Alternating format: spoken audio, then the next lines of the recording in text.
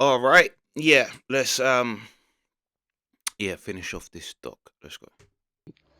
Now, Hassan ibn Sabah, being the old man of the mountain, as he was called, had a tremendous amount of influence in Islam, and that that entire Sufi cult.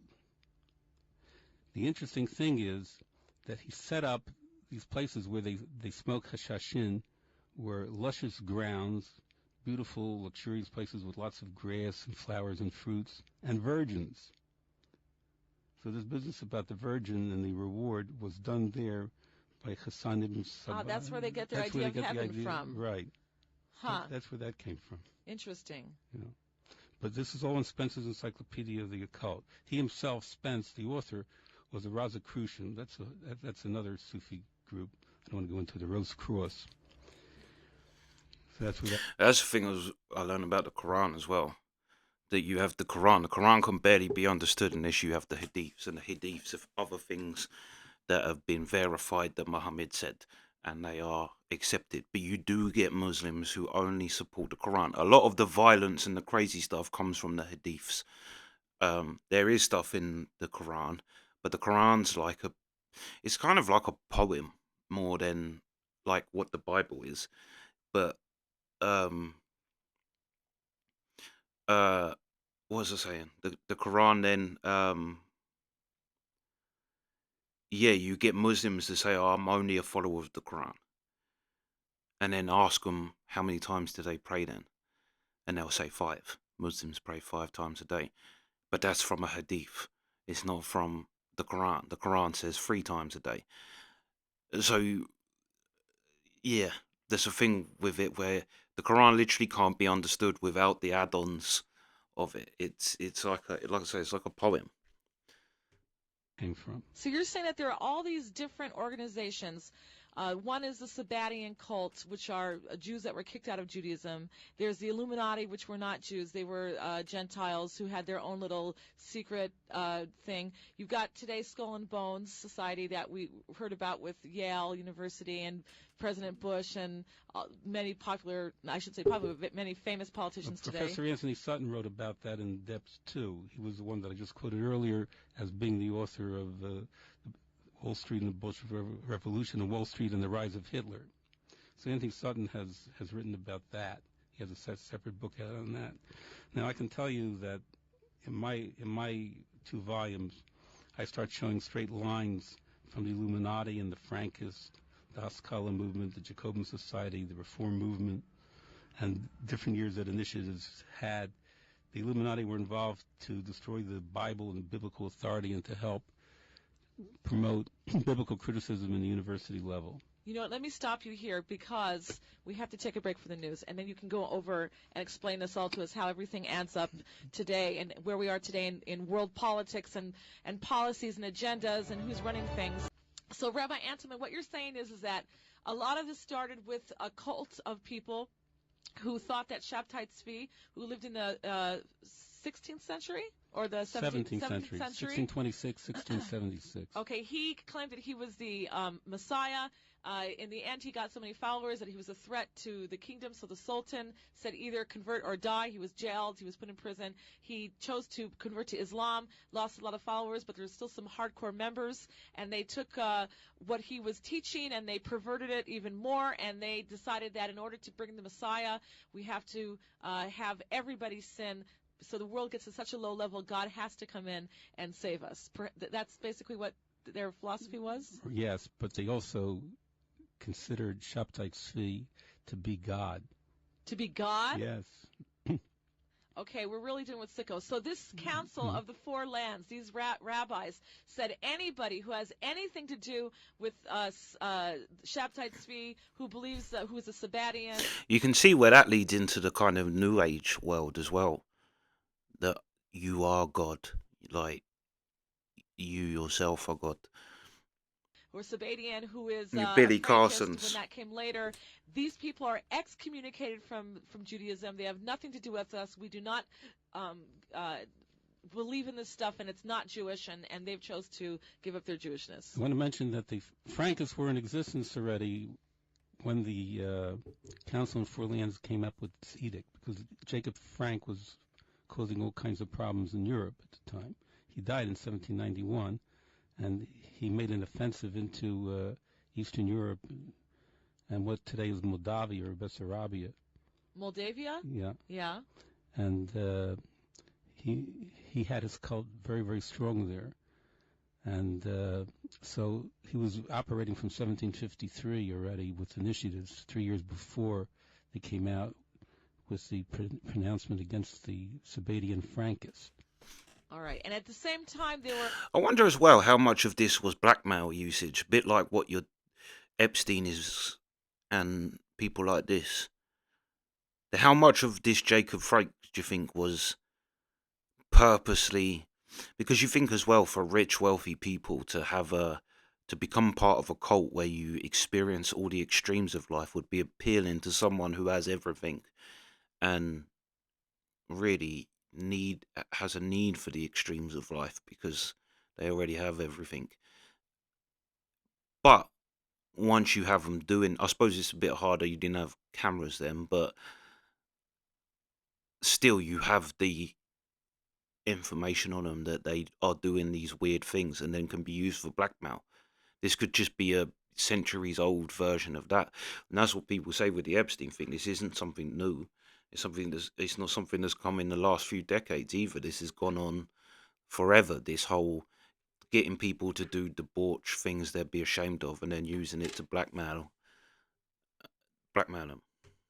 Other organizations of people getting together who are not Jewish, Gentiles, and the Illuminati, who had their own plans to try to get world dominion or at least as much power as they could. And today, everything seems to be coming together. You see different blocks being formed in the world. You've got the European Union. It looks like there could be now a North American Union tying Mexico, America, the USA, and Canada into one North American Union. It looks like there's going to be probably an African bloc, a Latin American bloc, Asian bloc, and of course Shimon Peres back when he brought us Oslo was talking about a new Middle East, which would be a Middle Eastern bloc, and yet these people still exist today. You're saying from these. I'm just going to jump ahead just for a minute because I want to tie it in for today, so it's relevant. These groups of people who are still trying to make their one world agendas to gain power and strength and money and everything that they're vying for here. They are trying to do this so they can have power. Who are these people you're saying that it's the CFR? Are there any other groups just like Illuminati who are in Europe? Is there a European-based type of Council of Foreign Relations CFR think tanks that are guiding governments and infiltrating into different movements to steer people to go one way or another? There's the Bilderberg group in Europe. There are a lot of groups that run in tandem. Are they Jewish, the Bilderbergs? No, absolutely not. The thing is, though, the genius of the Arbor thought, the Council for Lands, was to put a Gentile label on any Jew that started to get involved in these derivative organizations. So it's out of the fold completely. It's so out these of the people... So any Jew that gets involved in the conspiracies comes out of Judaism. The fact of the matter is that leaves Judaism, in other words. They've left all of our values. As a matter of fact, it was even reiterated at the time of Trotsky. Trotsky was excommunicated as a Jew, and the followers of the Bolsheviks in a tribunal separately meeting in the Ukraine at the time of the Bolshevik Revolution. So are there still Sabatians today? Yes. It's interesting that you should mention this because after I wrote Volume 1 in 1974, and one history professor, which I bring down in my book, said as follows. He said that I took a quantum leap from Shopside Street to communism without any basis in fact, and I posited the continued existence of Sabatians. And he was skeptical over my assertion that some groups continued to enforce their secrecy after over 300 years and considered the notion absurd. But now he's changed his tune because there was one guy who was a member of the Domes secretly, whose name is Ilgaz Zorlu, who wrote a book that was published in 1999 called Yes, I Am a Salonican. And there was a feature story that appeared in Jerusalem Report in 1999 on the book. Among the revelations was that no Sabatian, with the exception of Ilgaz Zorlu himself, will ever publicly admit to being one. After centuries of secrecy and denial, Zorlu is determined to break the silence, to put the issue on the public agenda, and to prove that the Sabbateans are actually crypto-Jews and that their Muslim appearances are nothing more than a sham. Ilgaz is like a missionary. He wants to spread the work of Sabbatianism. Some scholars say the Sabbatians of Istanbul continued to practice many other of their own peculiar rituals. Sabbatian married couples gathered to eat spring's newly born lamb for the first time. After the meal, the lights go out and couples have sex without distinguishing between their partners. So he mentioned all this stuff, and he mentioned in his book that the Sabbatian cemetery, there's a tomb of a Supreme Court judge, for example, lies next to the ex-leader of the Communist Party. So once his book came out, people stopped saying those things about me, because here's a member of the cult exposing it. Do they have some type of special power that they're so successful, the people in these cults? Well, it's no different than the power, let's say you have a group of Freemasons who give each other business, or business people that join the Rotary or something like that. So it's just a clique. It's a clique. And because they help each other, Right. they're able to put themselves up higher and higher. Yes, out of the Domet came no less a personality than Ataturk, who was the first leader of the new Turkey, secular government Turkey you have today. The switch from Istanbul to Anatolia. He was a member of the Domet historically. All right, why don't we go to some callers? We have joining us now from the virtual studio. We have Esther from New York. Esther, what's your comment or question for us here at Israel National Radio? Do we have Esther from New York from the virtual studio? I have a question for Dr. Antelman. I thought I understood him to say a few minutes ago that the Sabbateans were connected with the foundation of Reform and Conservative Judaism. I would be interested in hearing a little bit more information about that, or some clarification. Okay, Thanks. I'd be happy to do that. My basis for this is, first of all, Gershon Sholom's writings. There's one particular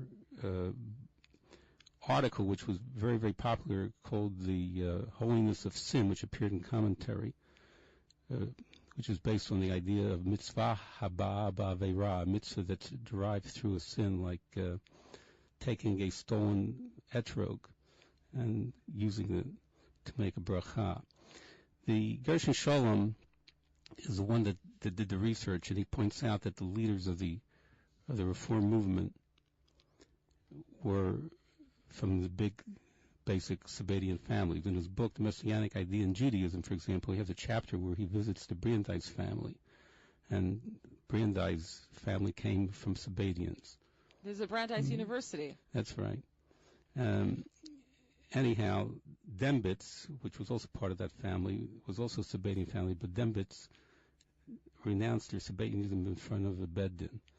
In any event, he shows that the Wheeler family and other families were identical with those families that started the conservative reform movement. The reform movement was started in 1845 by Zachariah Frankel, and if you look at his family tree, you'll see that his family came from the Wheeler family, which is a Sabbatian Frankist family. I discuss these families in great detail in Eliminate the Opiate Volume 2. Do you have footnotes in your book so people can... Oh yes, they can check it all out and trace it all. I have a chapter dealing with Solomon Schechter, which I call Solomon Sheker because of the disinformation. Sheker means lie in Hebrew. Right, where I go into great detail about what the conservative movement is all about, how they reject Torah min Shemayim, divine revelation of the Torah, and other things. Now today, the latest that I've heard on the subject is that the Jewish Theological Seminary of America is getting a new leader, and he wants to see a lot of the clergy in the conservative movement replaced by people who are lesbians and homosexuals. Let me just jump in here for a minute. It seems to me that so you're basically saying that these families who were in this cult, these Sabbatians, have infiltrated into Judaism. They split Judaism. They made a Reform Judaism. They made another conservative Judaism to split the Jewish people. And I think that somebody was saying that now they've even infiltrated into Yeshiva University with what was, I just don't have the name at the top of my tongue. I'm sure David knows, but what's his name? from Yeshiva University. They just appointed him the head now.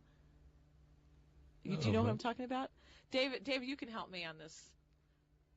Don't you remember we were talking about that? No one's helping me here? All right, when you remember, let me know. So basically they're infiltrating, and let me just read something that you wrote in your book in the 70s here.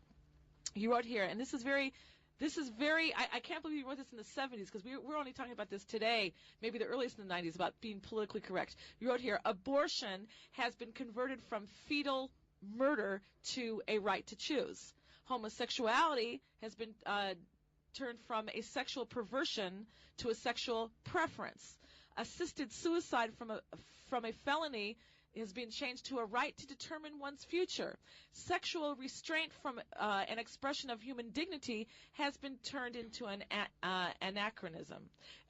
Basically, they were making all of these things that the world has held. That's funny. We just passed the assisted suicide thing. You can do it in our country now. Immoral, making it acceptable. They're already turning people's minds and manipulating people to say that no, these things are okay. It's not that you're a homosexual and you're doing an abominable act. It's just an alternate lifestyle, a different lifestyle choice. They're rewording things. They're putting cosmetics on all these things, and this is the way that they can get people to think and do what they want them to do. Let's go to another caller. We have joining us from Baltimore. We have William. William, welcome to the show. Thank you, Tamar. Shalom Aleichem, Rabbi. I had a two-part question. How can we see the influence of these groups in CFR and the others in the government and administration of Israel today? And two, we're talking about some very far-reaching and powerful people. What can the average person, religious Jew, in my case, B'nai Noach, do in their individual lives about this without being in a position of power to make any kind of important decisions? In our Shemona Esrei, every day we pray for the coming back and the redemption of the Geulah, the redemption. And if we believe this, especially if we can pick ourselves up and come to Israel and live, it will be the beginning of the Tchalta de Geulah, the beginning of the redemption, which I believe events that have unfolded in the last years seem to show that God has a moving finger. But if we start supporting those people that have other ideas that want to see Chas v'Shalom, the destruction of Geulah, the redemption, then we're in trouble. So do your thing, be observant, and be knowledgeable, like you're listening to Arat Sheva, which is very, very good. And as we all come together, Jews from all over the world, God will bring us to the ultimate redemption. All right, so basically you're calling for Aliyah, strong call there for Aliyah. Let's go now to Washington, D.C. We have joining us Tom. Tom, welcome to the show. Thank you, Tamar. Thank you very much, Rabbi Dr. Marvin Antelman. What evidence do you have that many of the Jews, if any that is, that many of the Jews in the neoconservative movement here in the United States are false, disingenuous, or Sabbatean Jews, either knowingly or unknowingly, and that the neocons may have an entirely different agenda than most people would imagine? I have not studied the neocons. I'm familiar with the neocons, and I have, at this particular point in time, I have nothing to say on the subject. All right. Do people in the conservative movement know the roots of their beliefs that this is Sabbatian? Are they secret Sabbatians? And when you talk about neocons, I saw the gentleman was talking about politically neocons, not the conservative movement of Solomon Sheker. Okay, Solomon Sheker. All right, again, 1-800-270-4288. We only have about 8 minutes left of the show, so if you want to call in with a comment or question, if you want to talk to one of the smartest men in the world, you can do that right now, 1-800-270-4288. So we've covered basically the roots of these different organizations. You said, again, there's the Illuminati that was from Europe, and they were not Jewish. They've got this broken-off cult of people who left Judaism and became Sabbatians, and that's what a lot of people. This is what this seems to me more than anything, is that basically it's the Jewish equivalent of, like she said, the Illuminati. Like, most of these things aren't religious, or if they are, they're satanic. And also, Jewish people or the Jewish saying Jewish is different than any other religion, because it's not a religion. They are a race of people. They have a DNA that matches. They actually are a group of people. You will get Jewish in your DNA. You're not going to get Muslim in your DNA, because it's a belief system. Judaism is the belief system, but a lot of Jews aren't religious. Yeah, they're just like any other race of people. It's just that people think that by saying Jew, when someone says Jew, it means the religion. Whereas I could say no religious person, really, even Muslims. I'm not a fan of Islam at all, but even a truly devout Muslim is not going to get involved with this kind of debauchery stuff. Yeah, they're not. Talk about, today about the New World Order. You had something on one of your on one website where you were talking about the dollar bill and the symbols on the dollar bill of the Illuminati, who are not Jewish, the pyramid and the eye, all-seeing God. What can you tell us about that? Yes, there's a fellow by the name of Spencer many years ago came out with a book called The Cult of the All-Seeing Eye. Interesting enough, the Illuminati had a symbol, and that was an eye on top of a pyramid, which came from the Avodah Zarah, the paganism of ancient Egypt. Like Horus, and we ourselves have Baal Peor. We're coming up soon with Parshat Balak about Bilam, who's referred to as Shtuma Ayin, which they say was blind, but Shtuma Ayin, in my opinion, he was the cult master, the all-seeing eye in his day. So this is an ancient symbol that came in and is associated with the Illuminati. What's with the Jesuit priests or the Jesuits or something? Here's what it is. Weishaupt himself was at Ingolstadt University, which was a Jesuit college. So the Illuminati, the Bavarian Illuminati, was founded in Ingolstadt, which was run and dominated by the Jesuits. Some people say that Weishaupt himself was a Jesuit, but apparently it seems anything I could find that was substantive, that was substantive as far as documentation was concerned, shows that he was involved with the Jesuits, but he himself was not a Jesuit. So we've got the Jesuits, we've got the Illuminati, we've got the Sabbateans. What about the Pope, the Catholic Church, the Church of Rome? They're still doing their old thing. But as far as the Illuminati itself were concerned, the anti-Semites have taken over the Illuminati as part of the Jewish conspiracy. Domination, and they're writing about the protocols, so they lump us all together. But some of them even say the Weishaupt was Jewish. Unfortunately, there's some people who take that stuff and they regurgitate it back to us and take it as a fact. Whatever Weishaupt was, he wasn't Jewish. But even if he were, he would have been automatically excommunicated by the Vad Abarotzah. The genius of Vad Abarotzah meant that any Jew or a person of Jewish origin, his Jewish origin was null and void. He was outside of the pale if he got involved in these things. Like we have in Sanhedrin, for example, in Perek Chelik, these people do not have a shared world kakam, and they list, he doesn't believe that the Torah was revealed by God, etc. So we have our list of heresies that go all the way back, and the Vad Abarotzah was only building on those heresies.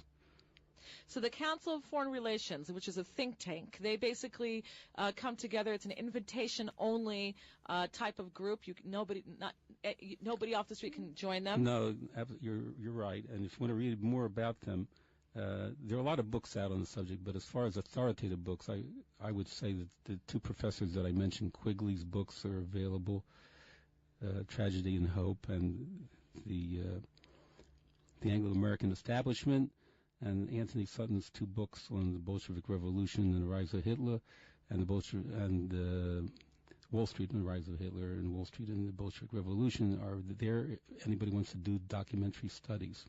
So now the CFR is one think tank that you would say is trying to get world dominance. They want the world to go a certain way. They're helping to make these blocks. As I said in another show, they're helping to make this this North American Union by the year 2010.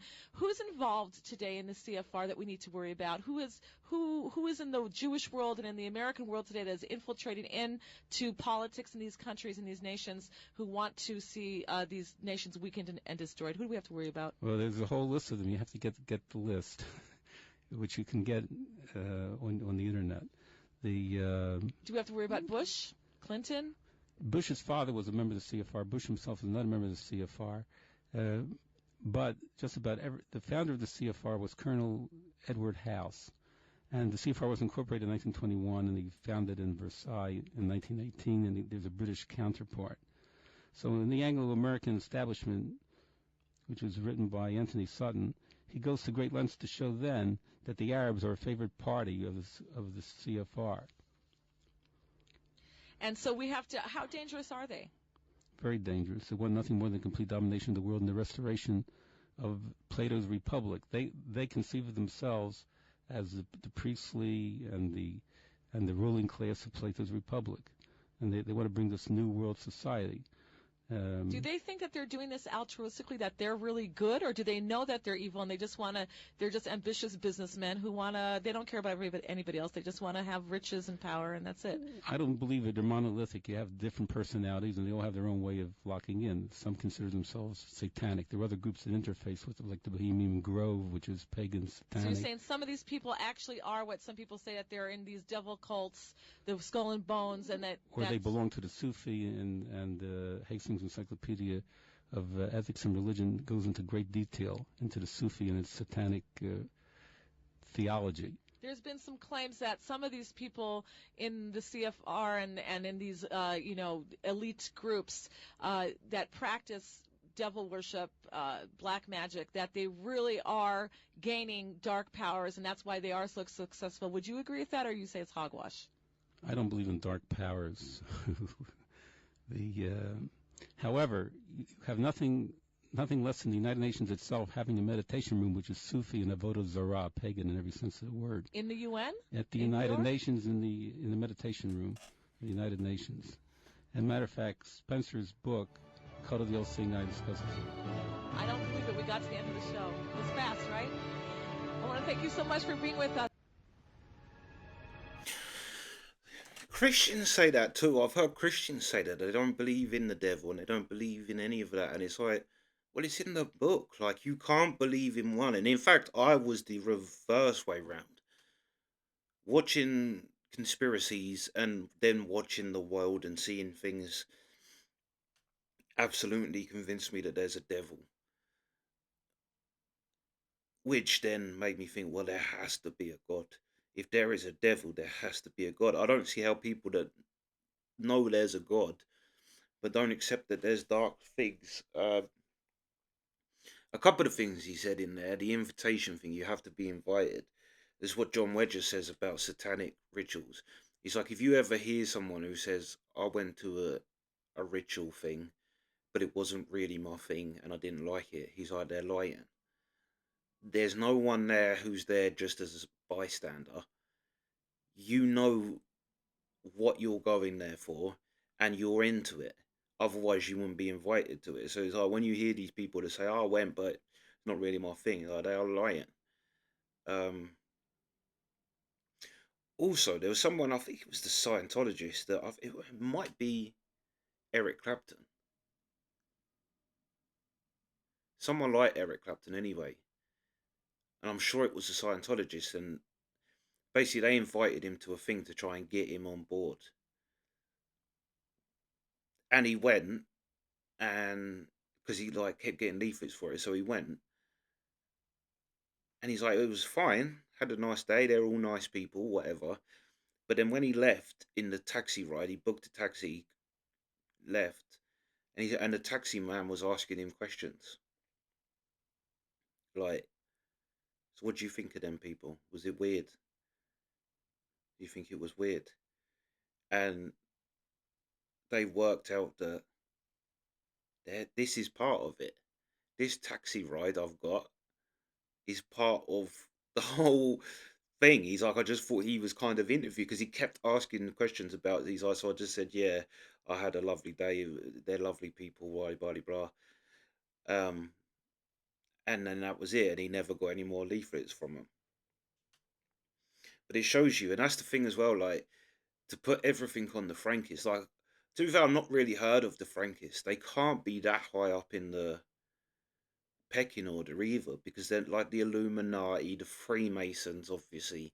Now, obviously, there's so many of these groups that have their own things going for them.